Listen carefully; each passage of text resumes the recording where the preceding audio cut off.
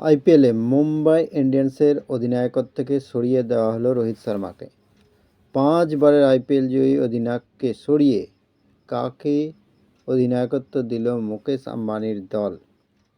আইপিএলে মুম্বাই ইন্ডিয়ান্সের অধিনায়কত্ব থেকে সরিয়ে দেওয়া হলো রোহিত শর্মাকে। হ্যাঁ, ঠিক শুনছেন।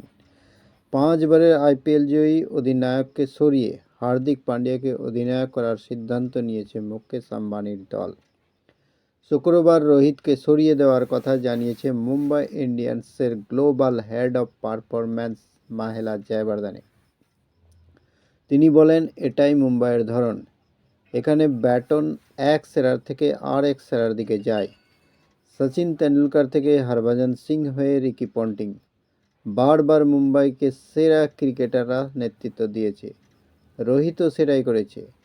মুম্বাই দলের একটি মতাদর্শ রয়েছে, সেটাই একের পর এক অধিনায়ক বহন করে নিয়ে যায়। এবার সময় হয়েছে হার্দিকের, তাই রোহিত শর্মাকে অধিনায়কত্ব থেকে সরিয়ে দেওয়া হচ্ছে।